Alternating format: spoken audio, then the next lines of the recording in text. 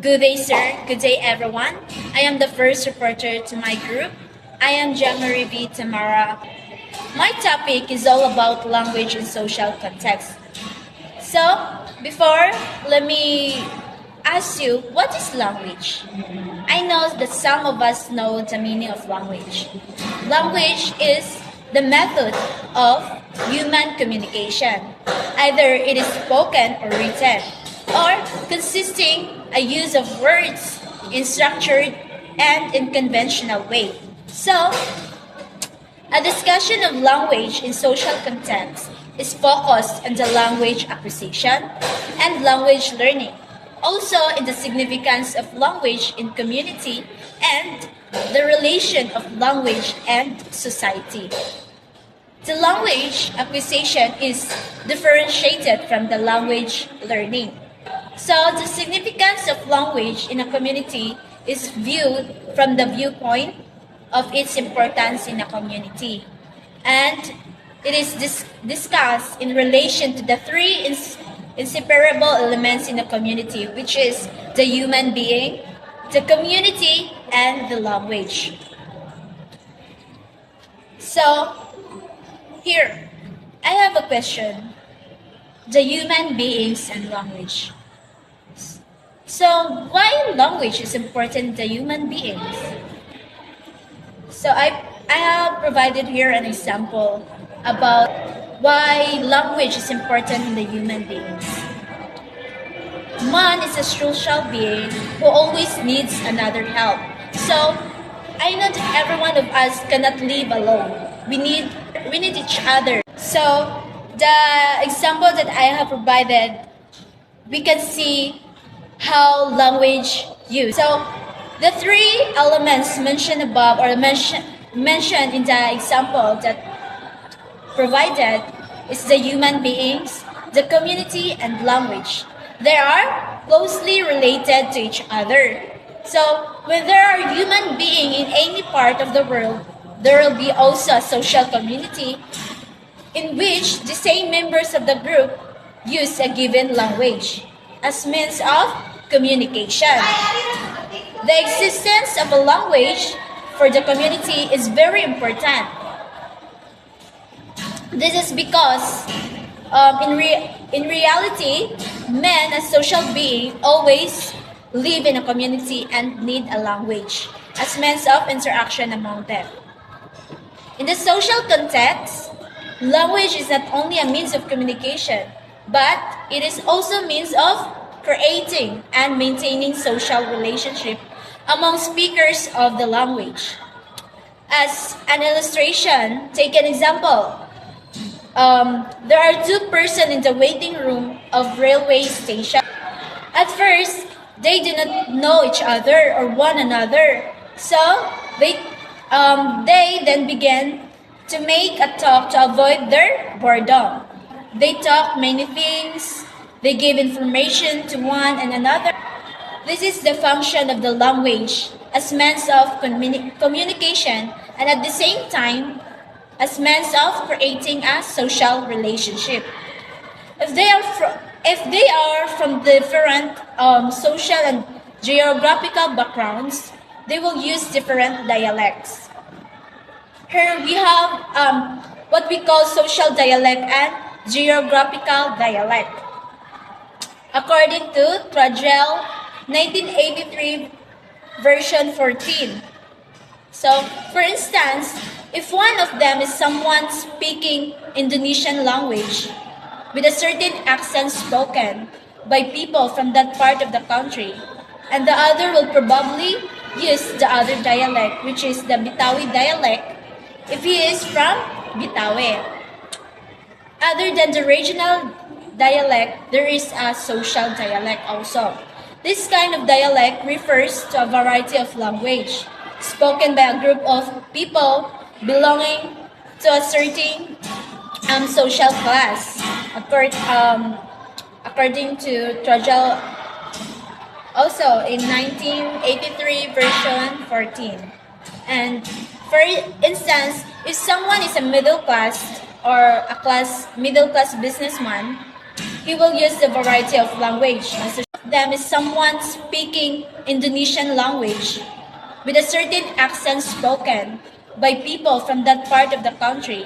And the other will probably use the other dialect, which is the Bitawi dialect, if he is from Bitawi. Other than the regional dialect, there is a social dialect also. This kind of dialect refers to a variety of language spoken by a group of people belonging to a certain social class, according to Trajal, also in 1983 version 14. And for instance, if someone is a middle class or middle class businessman, he will use the variety of language associated with men of this type. Based on an illustration, a language may have some varieties. In fact, a language itself can be categorized as one of varieties of whatever human language. So, it can be said that language varieties may refer to, number one is two or more distinct languages used in a community.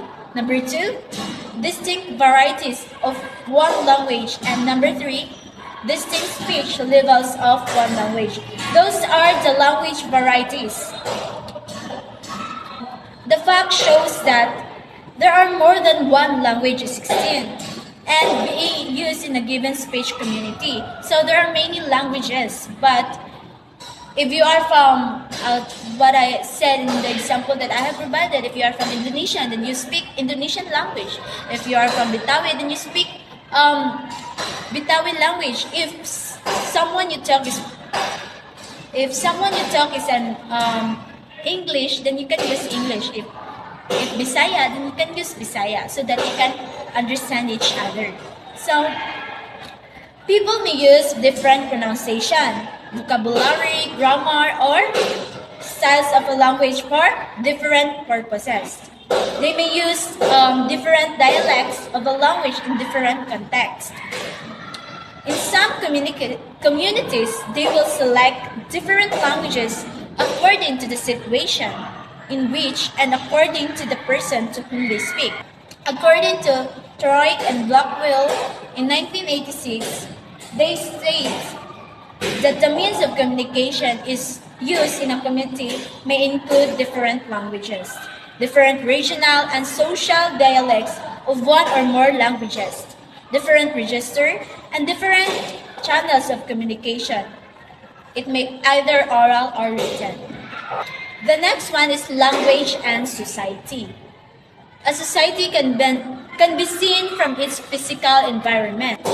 Our view of physical environment may be conditioned by our language. In this relation, it can be explained that the physical environment in which a society lives can be reflected in its language.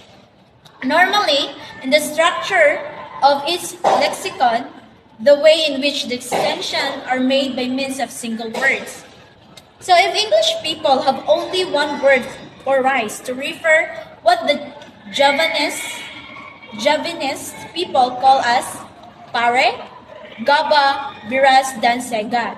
But we as a Filipino, we call it rice only, di ba? This is because both speaking communities have different interests.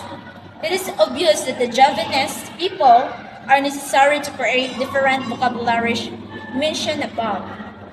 So, a language is used by a man as means of communications in his effort to interact with another. The last topic is about the relationship between the language and society. So the relationship between language and the context in which it is used is, in other words, it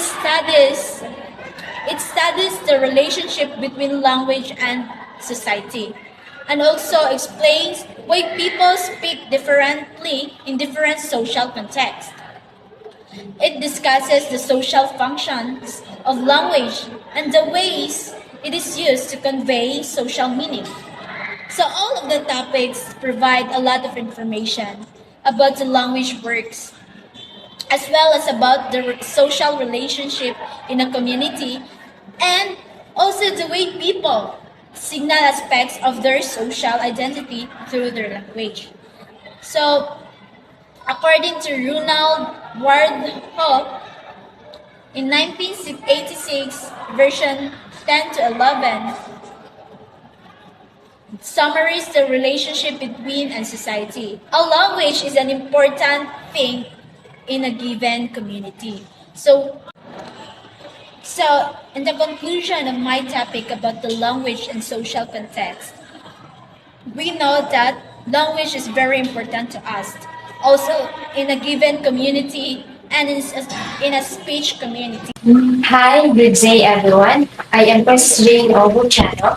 For today, I am going to discuss the continuation of our reporting, which is the speech act. What is speech act? Speech act is an action performed in saying something. We perform speech acts when we offer an apology, greeting, request, complaint, invitation, compliment, or refusal. A speech act is an utterance that serves a function in communication. Speech acts are the speaker's utterances which convey meaning and make listeners do specific things. According to the developer speech act theory J.L. Austin, there are three types of acts in every utterance given the right circumstances or context. These are the locutionary acts, and predictionary acts. Locutionary acts is a basic act of producing sounds or written symbols that have literal meanings. For instance, say, it's raining. It is a locutionary act that conveys a statement about the weather. A speaker must produce clearly the words in order to deliver the intended meaning of the message. Next is the elocutionary acts. This refers to the intended force or action behind an utterance. It is what the speaker aims to achieve by saying something. It includes stating, promising, apologizing, threatening, ordering, predicting, and requesting. Example is, it is raining outside. The utterance would mean the speaker wishes or wants the hearer to use an umbrella if he or she goes out. Or the speaker wants you not to go out because it is still raining outside. The last one is the predictionary act.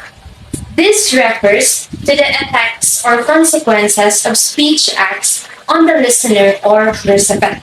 It's about how the listener understands, interprets, or reacts to the utterance. It includes persuading, embarrassing, irritating, or inspiring the hearer. Example is the it is raining outside. So, what is the predictionary effect? The hearer may use the umbrella when he or she goes out, or the hearer may stay a while waiting for the rain to subside. John Searles, a professor from the University of California, Berkeley, responded to Austin's speech act theory by classifying elocutionary acts into five distinct categories. The first one is the assertive. The speaker expresses and commits the truth of a proposition, like making statements or claims. Some examples of assertive act is suggesting, putting, forward, swearing, boasting, and concluding. The second one is the directive. These are speech acts that seek to make the listener do something. Some examples are asking, ordering, commands, requesting, inviting, advising, and begging. The next one is expressive. Expressive is a type of elocutionary act that the speaker expresses their feelings of emotions or reactions, like apologies, congratulations, or condolences. The fourth one is the commissive. It is a type of elocutionary acts which commits the speaker to doing something in the future. Example of commissive acts are promising, planning, vowing, and betting. Let's watch this following video. Hi, Dina. Hi, Faye. Hi, Dina and Faye. First of all, thank you for agreeing to meet right now. I know that you are doing other things too. Oh, it's okay. I was actually searching for our output when you sent your invite. Yeah, I'm okay with it too. Anyway, you said you have thought of something, right? What is it? Yeah, I was scrolling my social media account and I saw our exhibit for last year's English month. I noticed that many of our visitors were mostly fascinated by Asian deities. So I was thinking of making it the main theme in our group project. How exactly do you imagine it to happen? Oh, I'm thinking of making a short animated video that will show the deities from Southeast Asian countries. Andy, you will draw the deities. Dina, you will work on Andy's works digitally. Then, I will edit the video. Okay, but how are we going to choose deities? In our country alone, there are plenty to choose from. I suggest we choose two from each country. Why don't we work on deities that are less known by the general public? So we're sort of hitting two birds with one stone. We accomplish our group project while we inform others about these Southeast Asian deities. I like that idea.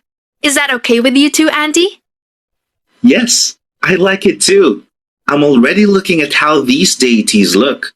I will send you both my rough sketches by this weekend. Yes, please. Dina and I will work on the script for the meantime. Alright, sounds like a plan. Declare. So that is a scenario where there is an assertive, directive, commissive, and expressive. The next one is the declarative. Declarative is the last type of illusionary acts that brings change in the external world just by being uttered. Simply out declarations bring into existence or cause of the statement of affairs which they refer to. For example, by saying, "You are fired."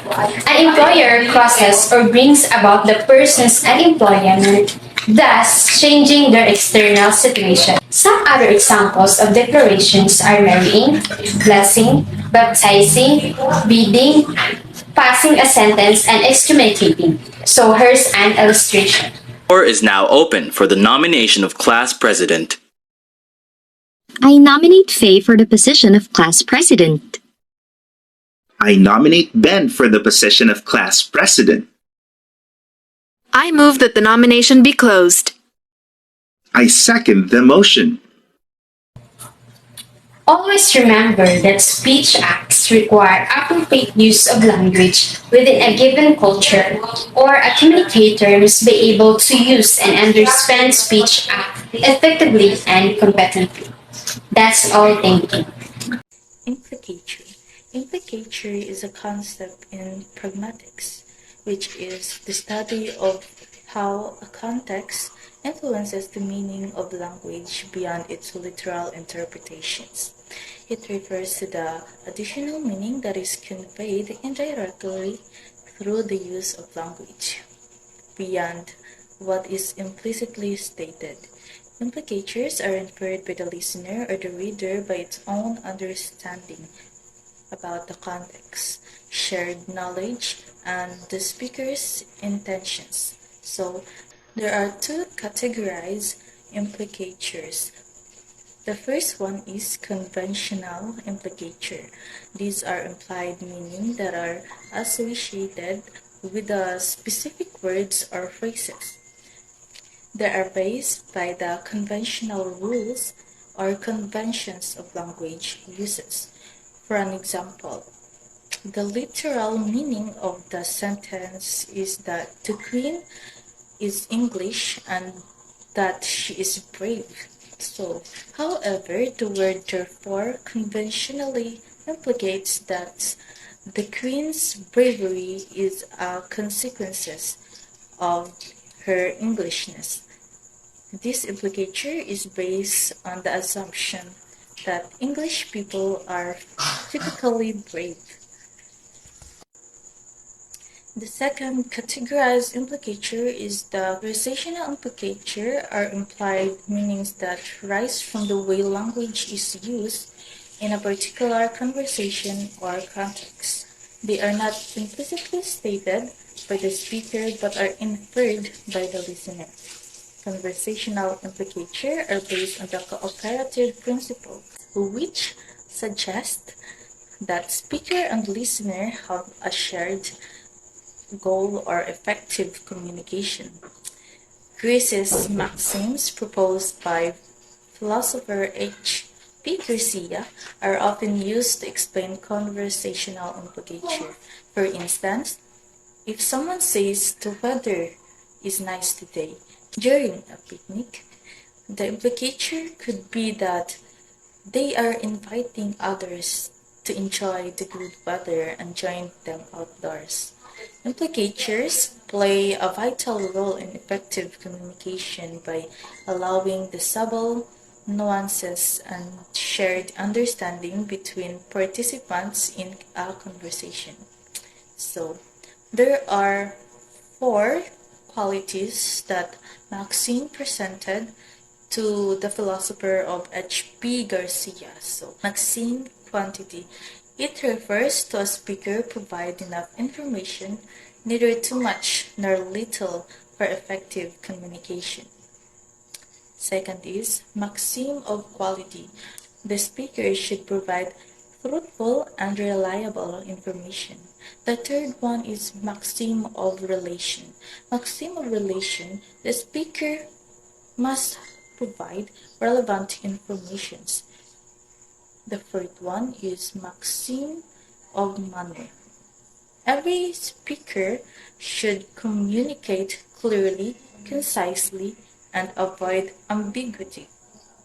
As for that, conversational implicature often involve the violation or floating of these maxims. For example, if someone asks, "Can you pass the salt?" and the listener responds, "I could." The implicature is that the listener is unwilling to pass the salt. The listener's response violation the maxim of relation by not providing a direct answer. The wholesome idea of this topic, implicatures, is implicature play a crucial role in understanding and intending meaning behind utterances. They allow for more nuanced and efficient communication by conveying additional information indirectly. However, it is important to note that implicatures heavily rely on the context and shared knowledge, and their interpretation may vary depending on the cultural and social background of participants in a conversation. Conversational analysis is a method used in the study of pragmatics to analyze and understand the structure and dynamics of conversations. It focuses on the patterns of interaction, turn taking, and the organization of talk in natural conversations. Conversational analysis aims to uncover the underlying rules and principles that govern how people communicate and make meaning in everyday conversations. Key aspects of conversational analysis include 1. Turn taking. Conversations involve participants taking turn to speak. Conversational analysis examines the rule and mechanisms that govern how speakers transition between turns. It explores phenomena such as interruptions, overlaps, and pauses, how participants manage and negotiate these transitions. Example: Person A: Hi, how are you? Person B: I'm good, thanks. How are you? Person A: I'm good, thanks for asking. 2. Adjacency pairs. Conversations often consist of pairs of utterances that are closely related and form a sequence. For example, a question and its answer, a greeting and a response, or a request and a compliance. Conversational analysis examines the structure and organization of these adjacency pairs and how they contribute to the flow of conversation. Example: greeting. Speaker 1: Hello, how are you? Speaker 2: I'm fine, thank you, and you? 3. Repair and correction. Conversations are not always smooth and error free. Participants make mistakes, misunderstand each other, or encounter communication breakdown. Conversational analysis investigates how participants repair and correct these errors and how they collaboratively work towards understanding and resolving misunderstandings. Example, repair. I think this has gone beyond as it were. AI CADA as a specific network.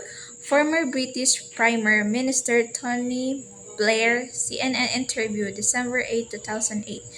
Correction. This is there is no central command in this ideology the way that you would normally describe one unit of the leads an operation. It's not like that. Former British Prime Minister Tony Blair, CNN interview, December 8, 2008. 4. Preference organization. Conversations involve participants expressing their preference, opinions, and attitudes. Conversational analysis explores how participants negotiate and manage these preferences, including the use of agreement, disagreement, and hedging strategies. Example: request refuse sequence. Speaker: can you please pass the salt? Hearer: no, I'm not using any salt. 5. Context and coherence. Conversational analysis recognize the importance of context in understanding conversations. It examines how participants draw on shared knowledge, background assumptions, and situational cues to make sense of each other's utterances. It also explores how conversations maintain coherence and relevance by referring back to previous topics, establishing connections, and managing topic shifts. Example: conversation. A conversation between two friends about a movie that they both saw would be an example of everyday conversation in which context and coherence are important. The two friends would not need to explain the plot of the movie in the detail because they both have a shared understanding of the context. The conversation would also be coherent with a clear focus and logical connections between the different parts of the conversation. By analyzing the structure and dynamics of conversations, conversational analysis provides insights into how meaning is constructed and negotiated in real life interactions. It helps uncover the implicit rules and norms that govern communication and how participants collaboratively work towards understanding and achieving their communicative goals. This understanding of conversational dynamics is valuable for various fields, including linguistics, communication studies, sociology, and anthropology.